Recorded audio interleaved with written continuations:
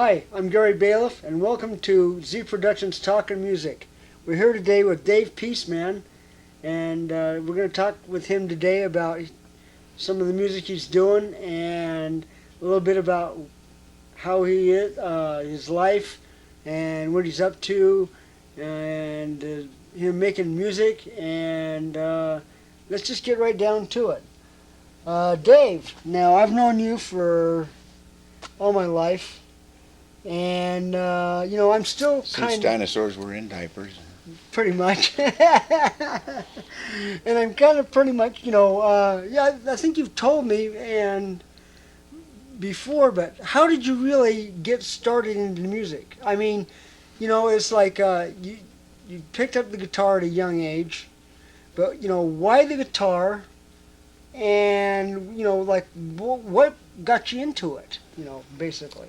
Well, I was always, as a very little child, I was always surrounded with music. My mother was a musician, played piano, and wrote her style of songs a little bit and whatnot. So I was always around music and a musical influence. But I didn't really come to enjoy music until I heard a song by Jan and Dean called Dead Man's Curve, and I just thought, well, that beat was just too cool to pass up. And so I would pound on a tennis racket and lip sync it with the 45 going on and on. And then, of course, when the Beatles hit the Ed Sullivan Show on February 7th, I was glued to that set and decided that maybe that's what I wanted to do for a living. And so that's basically what got me interested in it. The guitar, I didn't really get serious with the guitar until I was about 14 years old. Self-taught. I did take 2 official guitar lessons. They wanted me to learn songs like Mary Had a Little Lamb and stuff like that, and I didn't have the patience for it. I wanted to get right into Beatles music and whatnot. So I basically did. I did a lot of cover songs back then and stuff, and just was learning the chords and learning what to do and how to go about it. Cool. So I would gather that the Beatles was one of your main influences in you starting music. Oh, no 3 ways about it. The Beatles were my biggest influence. John Lennon in particular, even as the leader of the band when they were on Ed Sullivan, I could tell that John was the one in charge. He just became my mentor that I never met. He's just been phenomenal influence on me and on my writing. Okay, who else besides the Beatles was an influence? Neil Young had quite an influence on me when he was coming out with songs like Mr. Soul and things like that when he was with Buffalo Springfield. Stephen Stills had an influence on me back in Buffalo Springfield days. And then when they all got together and became Crosby, Stills, Nash, and Young, I kept following their music quite heavily. Neil Young, I would say more than Stephen Stills, although Stephen Stills is a phenomenal musician with a lot of good tunes. Cool. So tell us about some of the music that you've done. Well, my very first song that I ever wrote that actually made it to paper was a song called I Love My Hair, written to my dad, who didn't like my hair at all. And from there, it just kind of blossomed one song after the other. It just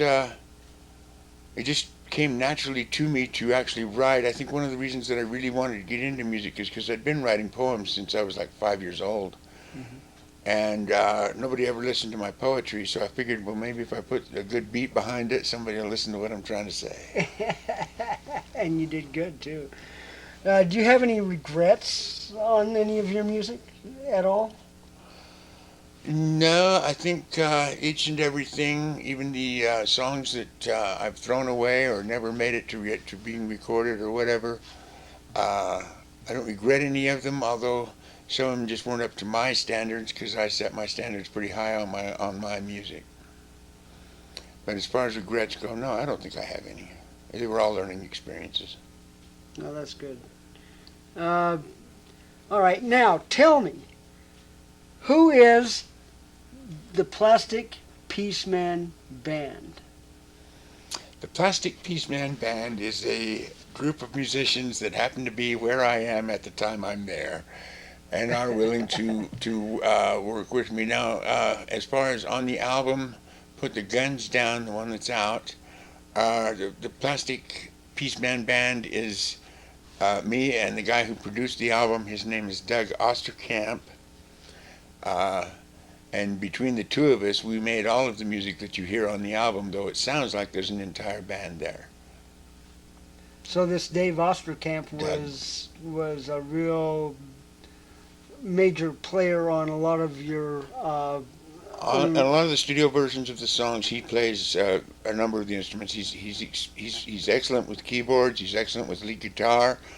Uh, he did some good bass riffs in a few of the songs. The man is just, frankly, a genius, and I couldn't have done the album without him. But as far as the Plastic Peaceman Band, I kind of stole the name from John's Plasticono, and because he said himself there were no designated members of the Plasticono Band. Well, there's no designated members of the Plastic Peaceman Band either. It's just whoever happens to be. Whoever happens to be there doing what we're doing. Well, okay. Now I understand that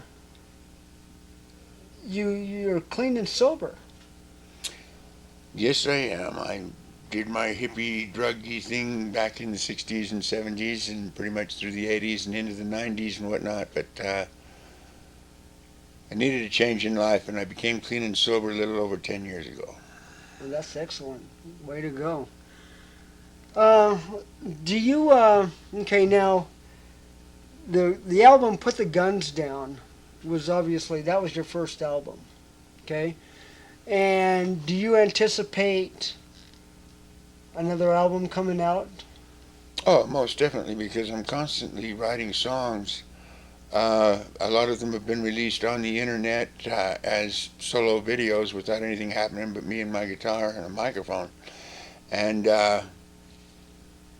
so a lot of them I've been letting that be an outlet right now while I'm searching for musicians to work with and a studio to record in where I can actually lay the tracks down and whatnot. So, but yeah, there'll definitely be future albums. Oh, that's great. That's great. Yeah, we're hoping so.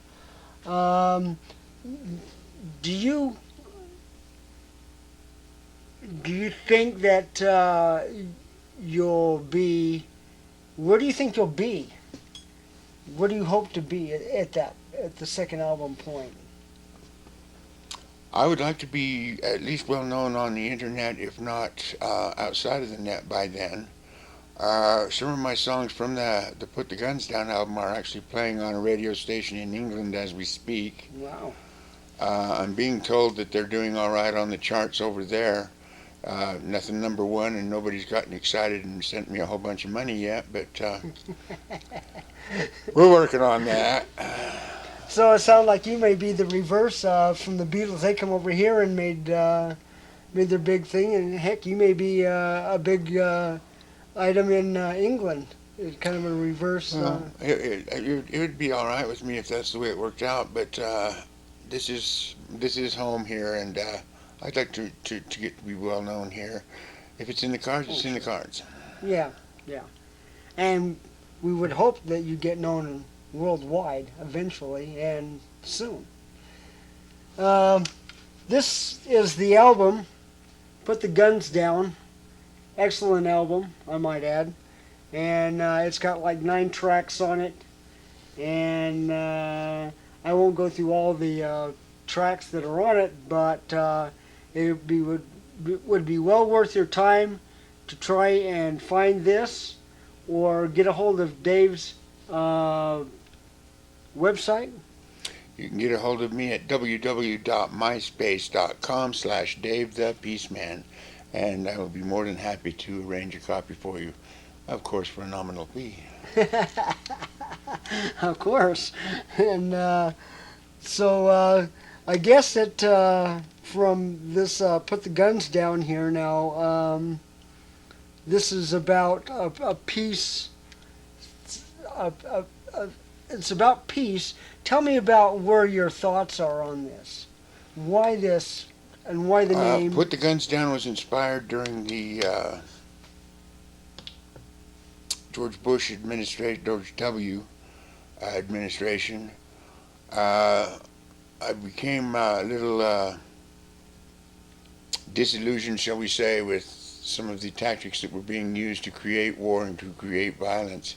I've always been interested in peace. Of course, John Lennon, being the major influence that he was on me, led me it to be in that direction. And so, yeah, I do try and promote peace at every chance I get.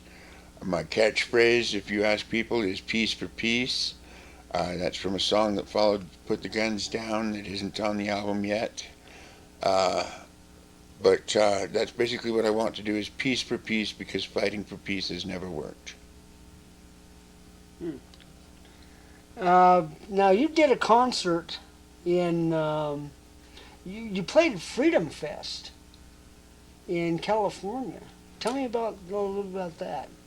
Freedom Fest was a clean and sober event where we just got together, kind of like an imitation rock festival, if you will, but we got together, a whole bunch of us. It was a professional stage. Got to be a pretty good sized crowd out there. That was a couple of years ago. They've had another one since I've been away from California, working on my music here. But it was great fun when I was there, and I really enjoyed performing at it, and I hope to get the opportunity to do it again. Well, that's great. About how many people were in attendance? Well, I was one of the warm-up acts, so there was about 300 when I started, but the crowd grew to a phenomenal size. I was just really, really impressed with how many people did indeed show up for the thing. It was, you know, I don't think it compares with things like Woodstock or Shea Stadium, but but it was still a good sized crowd. I'd say at least 1,000 people. Oh wow, that is pretty good. Yeah, you know, for a venue like that, you bet. I wish I could have been there to watch. Well, you know, I thank you for being here today. It was great having you. And my pleasure. We'd like to have you back again on Talking Music here, and I guess that we'll see what we can do to promote your album, and that's Put the Guns Down Again, and it's by Dave Peaceman. Great album. You need to find it and get it. Go to Dave's website and you can find it, and he'll arrange to get it to you. And thanks again for being here. You're welcome. Thank you. And thank you. Peaceful peace.